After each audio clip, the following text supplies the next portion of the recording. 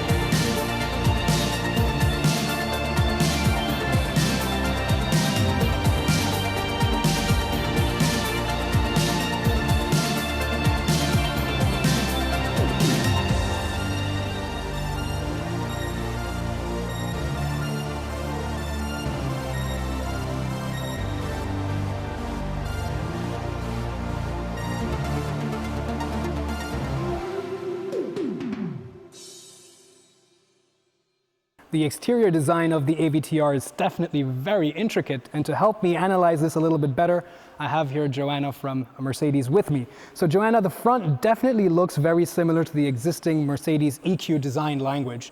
So is that true, or is this something that you envision as a company that you're moving towards this kind of a design for your electric cars? What are the unique things about the front that connects this car to a Mercedes? So for sure, the whole car follows our EQ design language, and you can see a lot of parts what you also see on the past cars. For example, the exterior color, like with the silver and the rose gold accents, really follow our IQ strategy, and you will see that on a lot of cars from our side, from the IQ. So if we walk towards the side, now one major talking point about this concept are the wheels. Now I know that the wheels are, they can rotate, the rear axle also steers, the car can crab. So what are what is this trying to envision? What are the concepts behind these flowing colors and the lights into the inside of the wheel? Maybe you can tell me a little bit about that. Yes, so they are really inspired by the movie from the Wood Sprites who come out from the Tree of Soul in the movie. So this was the inspiration, and I guess you can see it really well. And also the colors, my colleague Mark will explain you more about it, what for functions they can have. Mm-hmm. And I also see that, of course, it being a concept, there's no requirement to meet any safety regulations and so on. But I do like this really expansive, large window/door coming together. So is this also something that Mercedes is, in terms of bringing the exterior inside, or the fact that it's an electric car, you're not restricted by a lot of the conventional design philosophies because you don't have an engine in the front and so on. So maybe a little bit about the side profile and what makes this unique, and how perhaps we can see something of this ethos going forward with Mercedes. Yes. So the really wide opening also shows you the strong inside-out structure, what you can see here. For example, the line who is running through the opening also runs through the interior, it becomes the headrest then. So it's a really connection, and also with the big glass, we wanted to show that it is one sculpture and that it connects each other. All right, the main thing that I noticed right away here at the back are these moving flaps. It's almost bionic, very organic. So is this designed to be like that? Is it supposed to seem like a living thing? Yes, it's really designed to be like, so if you come to the car registers you, and then it starts to breathe. So it's an emotional living organism, the whole structure and the whole car. So it's like a puppy, you know, greeting you when you come home from work. It's really excited to see you. So it's really excited when you come into the garage to start driving. Another interesting element that I see down here are these like large buttresses with these really beautiful flowing lines with these lights. Now, is this also to again kind of evoke, you know, that sensation of speed while it's standing still? What is the design ethos behind this area? So it also follows the merge scene, so that it really comes from the interior to the exterior, the neurons, we call it like this, and also to see the connection between the interior and the exterior again. So great. Well, I don't know if I'm ever going to see something like this on the road in my lifetime, but certainly from the exterior design, I think it's a cracker. Now let's divert our attention to the interior. So of course the design language also continues. I see the flowing lines, but I'm also interested in the sustainable materials. So let's start with the design first. Can you tell me a little bit about these lines? yes. So first what you see is this big opening, and this form follows also to the interior and gives this iconic loop. This is inspired by the dragon riding from the movie where the Navi is connecting to each other. Then this line goes progressively to the headrest from the front. So the line is enclosing the front passenger, goes through the front seat and gives the headrest. And the front seat is in central, concave and convex shapes in a mono volume. And then you can see this really nice and big surface, what is also inspired by the Tree of Soul. So it's coming from the rear, going to the front through the dashboard, and is dramatically going out to the A-pillar.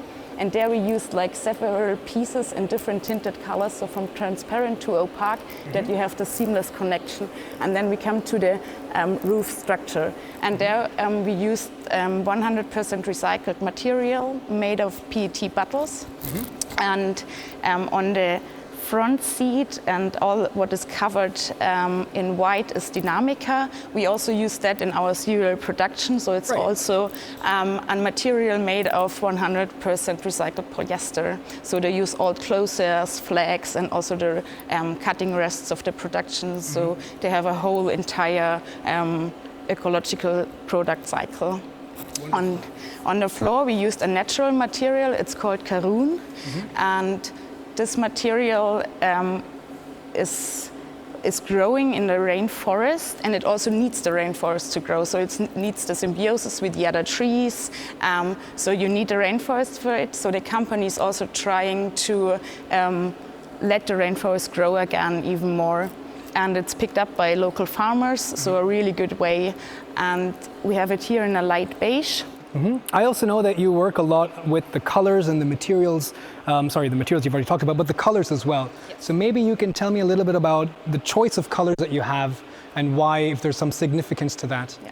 For sure, it also follows our EQ designed language with the rose gold accents and also with the blue. And the blue is bluish textile, for example, has a nice crochet from a darker blue to a lighter blue. You can see it when the light is coming through the car. And it's inspired also from the surface of the ocean when it's moving. And as I said, like all of the colors are following our EQ strategy and fit to that very well, yes. Great. So I know that the Dynamica is already existing in serial production, but what about this wood that you mentioned? Is this something you see scaling up where you can have economies of scale, where it would be, viable to start putting this in cars, in the Mercedes cars, 5 years down the road, 10 years down the road? Is there some kind of idea, or is it just a proof of concept at the moment?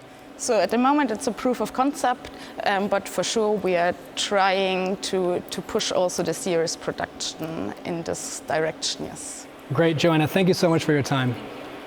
Well, I'm sitting inside now and it feels like I'm in some kind of a spaceship pod, but to walk through the new user interface, I have Mark over there to guide me through this. So Mark, I'm sitting inside, what do I do first? First of all, you have to connect to the car. You make a deep connection with it. And we're talking here about a human-machine merge. So you merge with the car and the environment, that you are really connected to everything around you. And if you want to wake the car up and get connected to it, you just lay down your hand on the controller in the middle and you feel that the controller is coming up and it's pulsating. And it's your own heartbeat. It's synchronized with your body, and you can really feel you are a part of the car now, and really are connected. It's tracking my heartbeat, my pulse, and then I can feel the vibration in the seat, and yeah, it really does feel very connected. Yeah. And if you want to start driving the car, you just push the controller to the front, and the car starts in an automatic driving mode.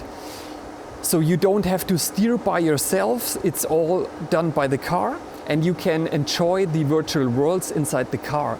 And what you see here is a kind of advanced navigation map. We call it an exploration map because there's so much details going on here you normally couldn't see with your own eyes. So the sensors of the car can show you things you're not able to recognize, like those magnetic lines in the sky or some nature forces in the tree. And so it's a kind of extension of your own body. Great, so I can imagine that, okay, in the future, of course, it wouldn't be magnetic lines or nature forces. It could probably be wind, weather patterns, traffic, so on and so forth, which can be projected on this display. This could be all informations that really make sense when you are driving in manual mode, but also maybe give you information about the environment. And this is also part of the story we want to tell. Be aware of the information, and the car can really tell you and show things you don't even be aware of. And so this is also a very important thing of this whole story. So next, how do I access my menus? How do I turn on navigation or media? Yeah, that's a good point, because we have no obviously touch screens or knobs or anything like that. And you probably, it would be inconvenient to reach out for a touch screen. So we came up with a really innovative interface here, and it's pretty easy and straightforward. You just raise your left hand, and magically there appears a kind of menu on your hand. So the user interface is merged with your own body. So the interface comes to you. You don't have to reach out for it. And you can easily slide through the menus. We get a main menu and a sub menu. And if you close your hand, this is a way you can access content and change the scenes on the dashboard. So feel free to just choose any content you want. And now we jump into an POI, and the car is showing you in a very immersive way what's going around you.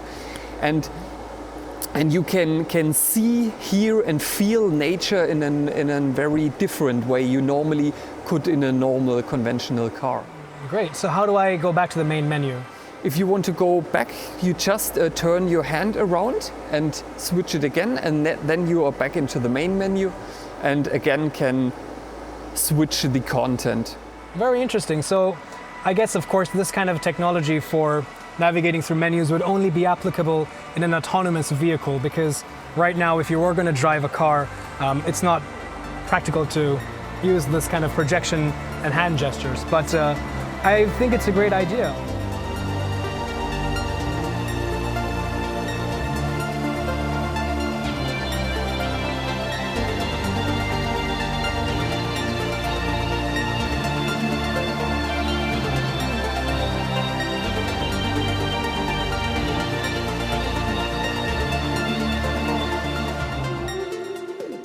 All right, well, guys, I am joined by Boris. He's gonna be my trainer here today because you're gonna show me how to drive. Yes, that's right. The Mercedes Vision AVTR. The sky is beautiful, the sun is just setting, so perfect time to take out this wonderful car. So, first impressions, these big wheels, what kind of fun stuff can they do? I can feel the car rotating around me. So that's because of the yes, we got four-wheel steering. We got two axles steerable, one in the front, one in the back, and that makes us do the grab walk. So we can rotate our merge device and drive parallel, just for switching lanes. Or if you want to go around small corners, we can just push it to the side. And yeah, we got some pretty nice handling car. Wow, interesting. So everything is controlled with this one interface. Yes, correct. I just need to place my hands On all Mercedes, there's no steering wheel, no gas or brake pedals. Just by pushing forward, we accelerate. And I can show you some stuff we can do in this corner. So I can mix both kinds of steering by going kind of a drift mode. Oh, wow, okay. So it's pretty intuitive. You're channeling your inner Kenny Block. Correct. All right, okay. Now, how do you control the speed? Because I see that it's speeding up a little bit. Is it kind of autonomously deciding the speed, or no? It's just me by pushing it forwards or bringing it back to neutral for rolling, or if we want to stop, we just hit the brakes. Okay, fantastic. I know this is just a concept, but do we have some numbers? What kind of power, battery, kilowatts, 0 to 60, any of those things, or it's a concept, so there's no such specific details actually, right now? I can tell you the correct numbers. Let's see what our technical sheets will tell, but sure. Yeah. I mean, I can totally see that this four-wheel and crab and the rotational effect of all the wheel steering is really useful for city driving as well, to be able to park in really narrow spaces. So I wonder why every car doesn't crab. Yeah, I wish my car crabbed. It's just nice for switching lanes or just enter a parking lot. Yeah. I also like that the glass extends almost up to your line of sight, so you do get a very expansive overview. Yes, this large glass door. It just feels like a living room. It does feel like a living room. I'm also completely reclined. My feet are stretched out forward, so it feels very comfortable. Relaxed and also safe, and you can have a nice look outside and just enjoying the view of the nature.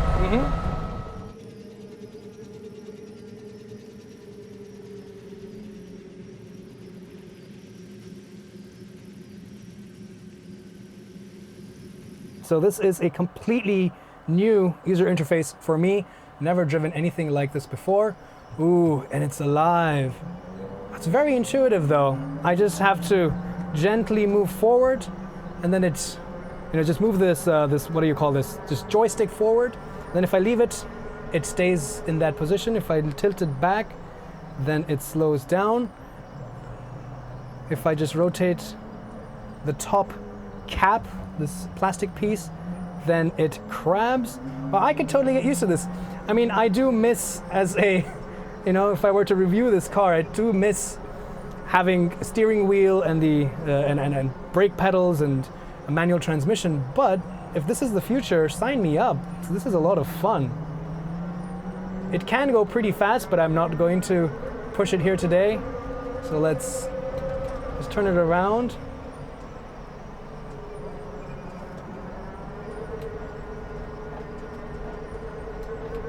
There we go. Rear axle steering makes it very easy, really tight turning circle, so pretty cool. Maybe in 100 years, Autogefuehl will have a review of the production version of this car, so stay tuned, subscribe, because you don't want to miss that now, do you?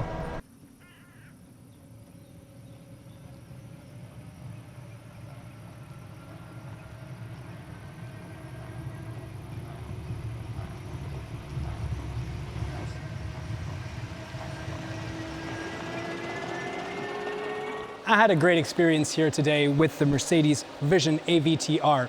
I can definitely see in the future with autonomous vehicles the user interface. But let me know what you guys think. Put it down in the comments below.